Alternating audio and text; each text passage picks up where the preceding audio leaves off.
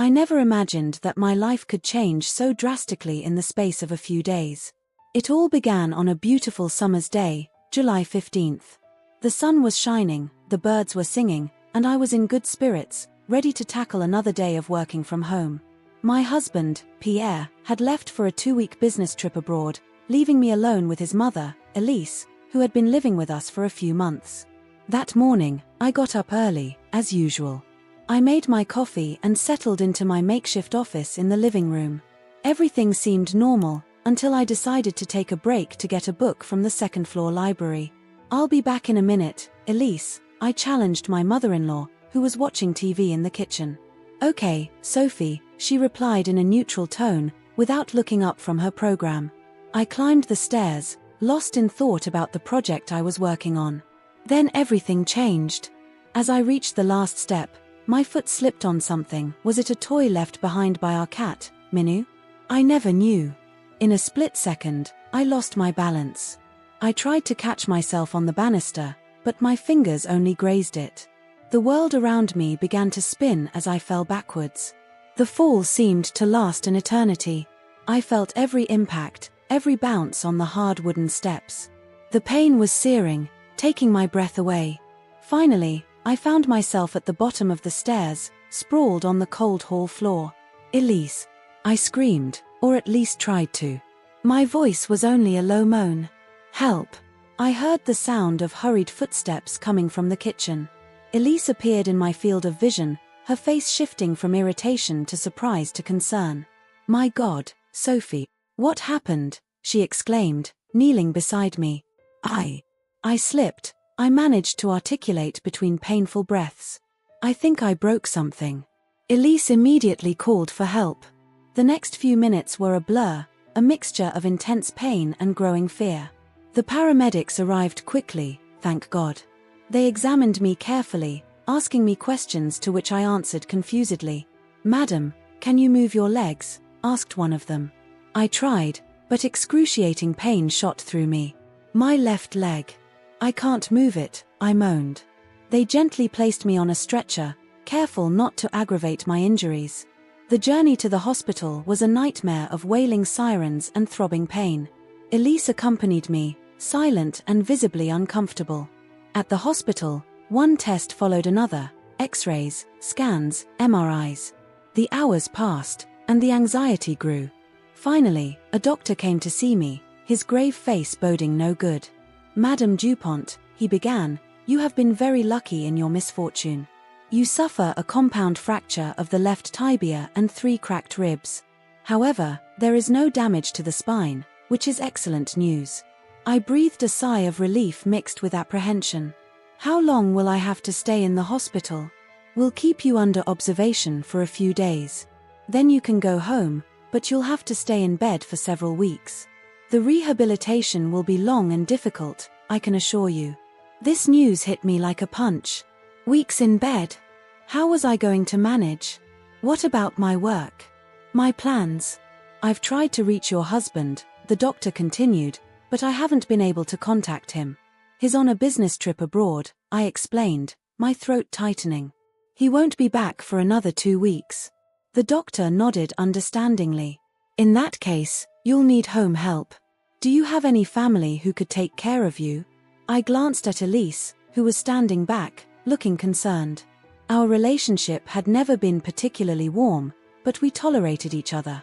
Now I was going to depend entirely on her. "My mother-in-law lives with us," I replied, trying to sound confident. "She'll be able to help me." Elise nodded, but I could see a gleam of hesitation in her eyes. "Of course," she said in a voice that lacked enthusiasm. "I'll take care of Sophie."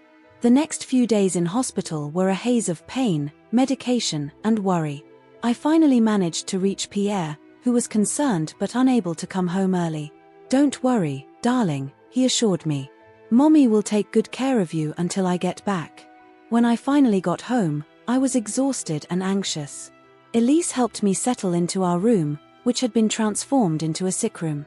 The medical bed, the crutches in the corner, the medication on the bedside table, it was all a cruel reminder of my new reality. The first few days were difficult. Elise took care of me, but I felt that every gesture cost her. Her smiles were forced, her conversations brief. Little by little, tension built up between us. One evening, as she was bringing me my dinner, I tried to strike up a conversation. "Elise, I know this isn't easy for you either. I'm really grateful for your help." She set the tray down a little abruptly, spilling some soup. "That's normal," she replied dryly. "It's what family does." But in his eyes, I saw something else. Frustration? Anger? I couldn't define it, but I knew that what had started as an unfortunate accident was slowly turning into something darker. As the days passed, I could feel Elise's hostility growing. Her visits to my room became rarer and shorter. Sometimes I could hear him mumbling in the corridor, words I couldn't understand but whose tone left no doubt as to his displeasure. I began to dread what was going to happen. How could things get any worse? I had no idea what lay ahead, nor of the shocking revelations that would soon turn my life upside down once more. The days passed slowly, each one resembling the next in a painful monotony. My room had become both my refuge and my prison. Elise's visits became increasingly rare and tense. I spent most of my time alone, trying to make sense of this new reality. One morning, as I struggled to sit up in bed, I noticed that something wasn't quite right.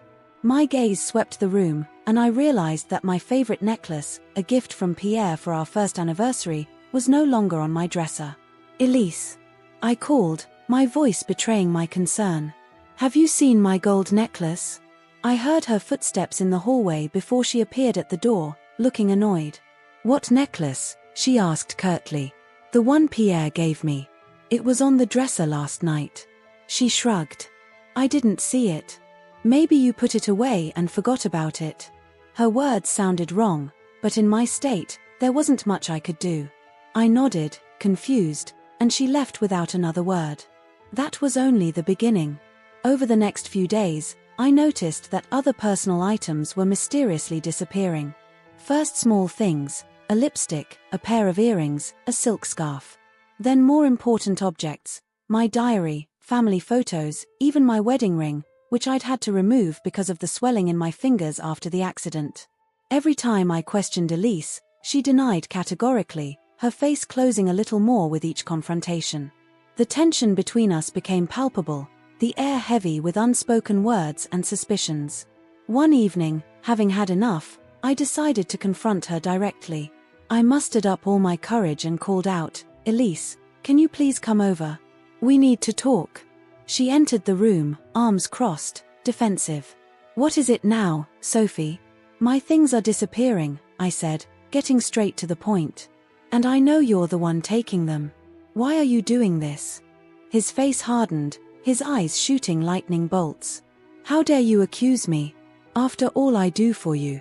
"Elise, please," I begged, "I just want to understand. If I've done something to offend you." She exploded, releasing an anger I hadn't suspected. "Offend you? You've been a burden on this family since the day you married my son. You think it's easy to take care of you? To see you lying there, day after day, unable to do anything?" His words hit me like a slap in the face. I was stunned, unable to respond. "Do you want the truth?" she continued, her voice rising in pitch. "Pierre's had enough. He's been thinking about divorce for months." The world stopped spinning.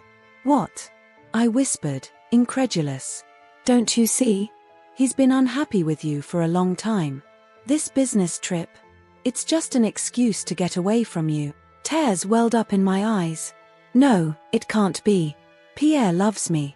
He tolerates you," spat Elise. "He stays out of duty, out of pity perhaps. But he can't take it anymore. And now, with this accident, you've become a real drag." I broke down sobbing, overwhelmed by shock and pain. Elise, far from moved by my distress, continued her verbal assault. "Did you really think everything was okay? That your perfect little world would last forever? Wake up, Sophie. Pierre deserves better than you. He deserves someone who can give him children, someone who isn't dead weight." His words pierced me, rekindling deeply buried insecurities. Our difficulty in conceiving had been a source of tension in our marriage, but I'd never imagined it would lead Pierre to consider divorce. "Why?" I managed to articulate between sobs. Why are you telling me all this now? Elise gave a mirthless laugh. Because I'm tired of pretending. Enough of playing devoted nursemaid to a daughter-in-law I've never accepted. Pierre's too nice to say it to your face, but I don't have that problem. She approached the bed, threatening. Do you want to know why your things are disappearing? Because I'm preparing for your departure. Pierre wants a smooth separation, but I think we should cut all ties once and for all.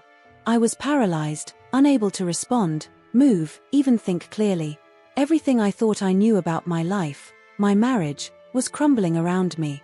But where are my things? I asked weakly. Safe, Elise replied with a cold smile. You'll get them back when you leave. And believe me, that will be sooner than you think. With those words, she left the room, leaving me alone with my pain and despair. The next few days were hell. I oscillated between denial, anger, and deep sadness. I tried to call Pierre several times, but he wouldn't answer my messages. Was this proof that Elise's words were true? I replayed the moments of our life together, looking for signs I might have missed. Had I been so blind? So selfish? Elise's words kept echoing in my head, a burden, a dead weight. My convalescence, already difficult, became a real ordeal.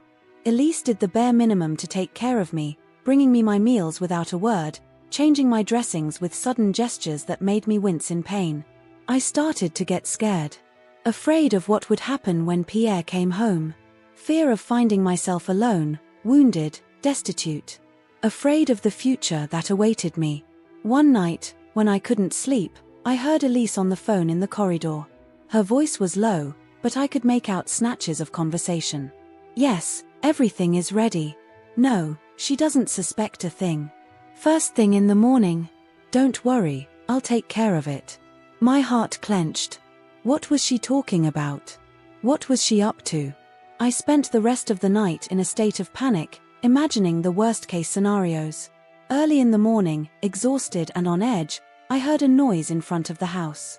Men's voices, the sound of an engine idling. I strained my ears, trying to understand what was going on. Just then, Elise entered my room, a triumphant smile on her lips. It's time, Sophie, she announced in an icy voice. Your time here is coming to an end. I looked at her in disbelief, still not fully understanding what was happening. But deep down, I knew that my life was about to change once again, and that nothing would ever be the same again. The fateful morning arrived like a thunderclap in an already stormy sky. I awoke to the sound of unfamiliar male voices and the thud of heavy objects being moved. My heart began to race, realizing that something serious was happening. Elise entered my room, her face showing a mixture of triumph and contempt. Stand up, Sophie, she ordered in an icy voice. Your time here is up. I blinked, incredulous. What do you mean? What's going on? She jerked open the curtains, letting in the harsh morning light. What's going on? You're leaving. Now. That's when I saw out the window. A large moving truck was parked in front of the house. Men in uniform were going in and out, carrying boxes and furniture. No, I whispered, panic rising in me. No, you can't do this. I'm hurt, I can't move. Elise laughed, a cold, mirthless sound. It's not my problem anymore. I've been more than patient. Now it's over. I tried to sit up, but the pain in my leg pinned me to the bed. Please, Elise, I begged, tears in my eyes. Where am I going to go? I can't. Out, she cut in dryly. You'll go wherever you please, as long as it's not here. Two men entered the room, looking uncomfortable. Madam, said one of them, addressing Elise, is everything all right here? Everything is perfectly fine, replied Elise with a forced smile. My daughter-in-law here is moving out today. She just needs a little help getting ready. I looked at the men, desperate. Please help me. I'm hurt, I can't leave like this. The movers exchanged worried glances, clearly uncomfortable with the situation. Elise quickly intervened. Don't worry, gentlemen. It's a delicate situation. Family. Do you understand? One of the men nodded slowly. Of course, We'll continue with the other rooms. They walked out, leaving me alone to face Elise's fury. Listen to me, she hissed, leaning toward me. "You're going to get up and leave here with dignity, or I'll have you dragged out. It's your choice." Trembling, I managed to sit on the edge of the bed. The pain was excruciating, but the fear was stronger. "My things," I began. "Already packed, cut in Elise. You'll find them outside." With immense difficulty, I managed to stand, leaning heavily on my crutches. Every movement was torture, but the cold determination in Elise's eyes kept me going. The journey to the front door was the longest and most painful of my life. With each step, I felt my world crumbling a little more. The movers avoided my gaze, continuing their work in silence. When I arrived on the stoop, I saw the magnitude of the situation.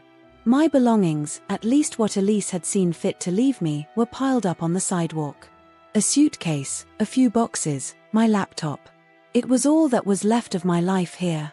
"Your keys," Elise demanded, holding out her hand. Tears flowed freely down my cheeks now. With a trembling hand, I pulled my keychain from my pocket and handed it to her. She took it with a satisfied smile. "Farewell, Sophie. I hope we never meet again." And with that, she slammed the door, leaving me alone on the sidewalk. I stood there, unable to fully realize what had just happened. The neighbors were starting to come out, attracted by the noise and the unusual commotion. I could feel their curious glances, hear their whispers. "Sophie, is everything all right?" It was Mrs. Martin, my neighbor across the street. She approached, looking worried. I don't know," I managed to articulate. I was kicked out." Her face broke down.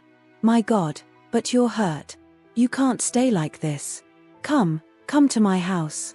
I shook my head, still in shock. "My things. I can't leave them there." "Don't worry about it," she said firmly. "My husband and I will take care of it. You must take shelter." With a kindness I'd never dared hope for, Madame Martin helped me across the street to her house. She settled me in her living room, brought me a glass of water and a blanket. "Now, tell me all about it," she said softly.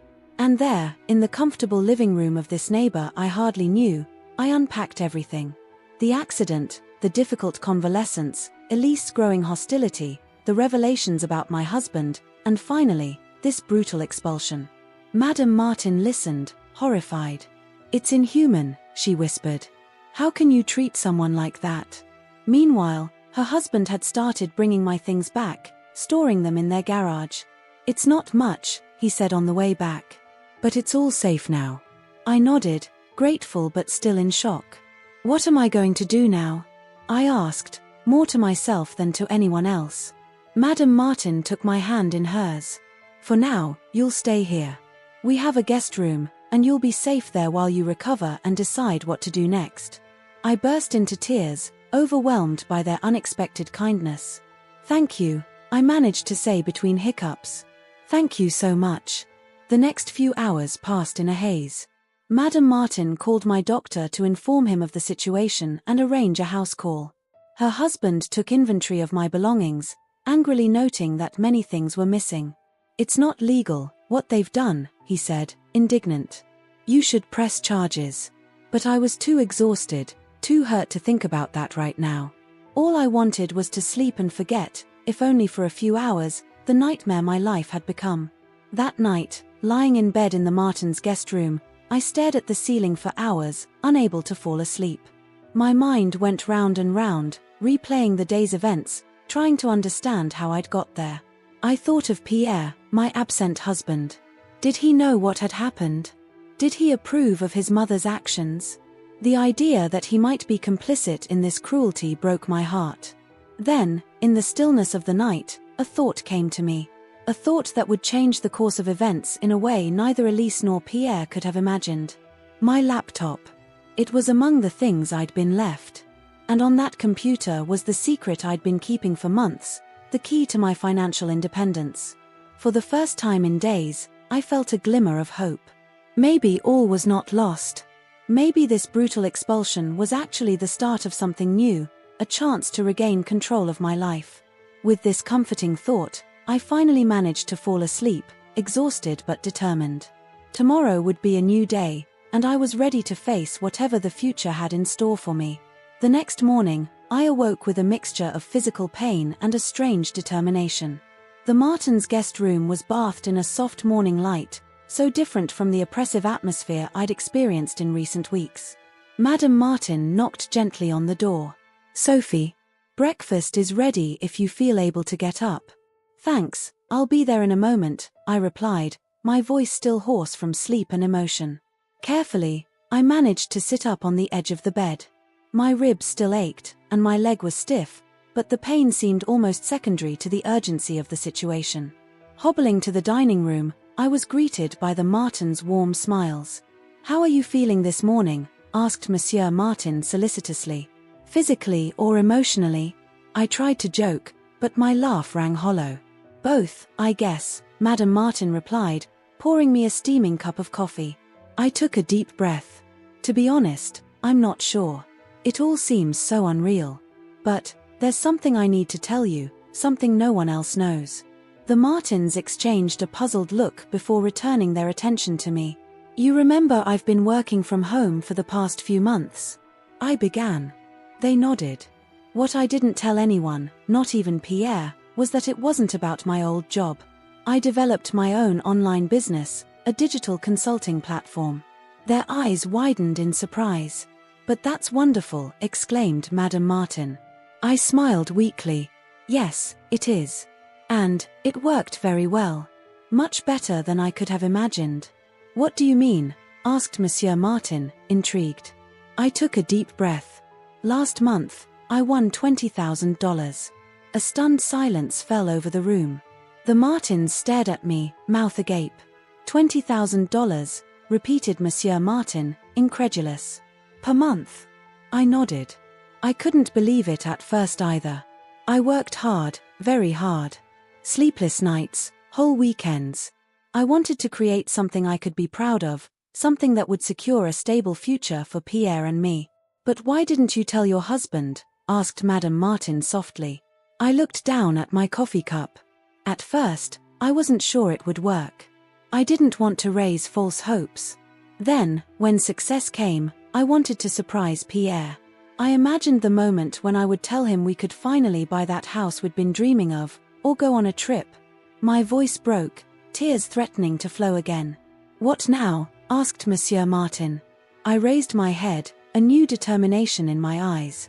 "Now this is my lifeline. Elise and Pierre think they've left me with nothing, but they don't know that I have the means to bounce back." The Martins exchanged a look before Madame Martin spoke. "Sophie, this is incredible news. But, are you sure you can continue your business in your condition?" It was a fair question. My business required a lot of work, hours spent in front of the computer, calls with customers. "I have to try," I replied with conviction. "It's all I've got left." Monsieur Martin stood up, determined. "Then we'll help you. First, we need to get your computer and all the equipment you need." The next few hours were a whirlwind of activity. The Martins helped me set up a makeshift office in their living room, bringing my computer and files from the garage. I spent the afternoon checking my emails, reassuring my customers of my situation and apologizing for my unexpected absence. To my great surprise and relief, most of my customers were understanding. Some even offered to reschedule our appointments, giving me time to recover. As the sun began to set, I was finally able to take a breath. Despite the fatigue and pain, a sense of pride washed over me. I had managed to keep my business afloat, even in these extraordinary circumstances. "Sophie," Madame Martin said, bringing me a cup of tea, "I'm impressed by your strength and determination." I smiled, grateful. "Thank you. I don't know what I'd do without your help." "What you've accomplished is remarkable," Monsieur Martin added. "But I have to ask, what are you going to do about Pierre and his mother?" The question I'd been dreading. I took a sip of tea, carefully considering my answer. "So far, nothing," I finally declared. "They think they've left me destitute. I'll let them think so a little longer." "But why?" asked Madame Martin, surprised. "Because I need time," I explained. "Time to recover physically, to stabilize my business, and to decide what I really want for my future." The next few days were a mixture of hard work and enforced rest. Between physiotherapy sessions and medical consultations, I spent every available minute working on my business. Gradually, I began to regain control of my life. My income remained stable, even enabling me to start looking for an apartment to rent as soon as I was able to live on my own. A week after my eviction, while working on a new project for an important client, my phone rang. It was Pierre. My heart stopped for a moment. Should I answer? What was I going to say? After a deep breath, I picked up the phone. Hello, Sophie. Pierre's voice sounded distant, hesitant. Where are you? I came home and the house is empty. My mother told me you'd left, but I closed my eyes, fighting the flood of emotions that threatened to overwhelm me. Your mother kicked me out, Pierre. While I was still wounded, unable to walk properly. A long silence followed. What? No, that's not possible. She told me you'd decided to leave, that. What else did she tell you? Asked I, my voice trembling with restrained anger. That I was a burden? That you wanted a divorce? Sophie, I don't understand. Where are you? We need to talk about this in person. I took a deep breath. No, Pierre. Not right now. I need time to think about this, to decide what I want to do. But I'll contact you when I'm ready, I cut in firmly. Goodbye, Pierre. I hung up, my heart pounding. Part of me wanted to tell him everything, about my business, my success. But another, stronger part knew I wasn't ready for that confrontation yet. That night, as I lay in bed, I thought about everything that had happened. The accident, the betrayal, the expulsion, but also the discovery of my own strength, my ability to overcome adversity. My secret, which neither Pierre nor Elise knew, wasn't just a source of income. It was proof that I was capable of creating something on my own, of succeeding despite the obstacles. As I drifted off to sleep, a thought occurred to me. Perhaps this ordeal, painful as it was actually the beginning of a new chapter in my life. A chapter in which I would finally be master of my own destiny. The weeks that followed were a whirlwind of activity and change. Thanks to the generosity of the Martins and my own financial resources, I was able to focus on my physical and emotional healing while keeping my business afloat. One morning, about a month after my eviction, I woke up with a new determination. My leg, although still painful, was now allowing me to move around more easily. My ribs were almost healed. It was time to take my independence. Mrs. Martin, I said over breakfast, I think it's time for me to look for my own apartment. She looked at me with a mixture of pride and concern. Are you sure you're ready, Sophie? I nodded. Thanks to you, I've been able to get back on my feet, literally and figuratively. I can't thank you enough for your kindness, but I need to move on. Monsieur Martin intervened. We understand, Sophie. Please know that you will always be welcome here. With tears in my eyes, I squeezed their hands. You've become like family to me. The next few days were spent looking for an apartment. I finally found a small 2-room apartment in a quiet neighborhood not far from the Martins. The rent was reasonable, and the landlord didn't bat an eye when I mentioned my online business as a source of income. The day I moved in, the Martins helped me set up my meager possessions.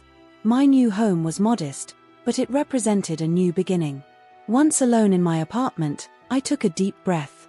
It was time to face the reality of my marital situation. I took out my phone and, after a brief hesitation, dialed Pierre's number.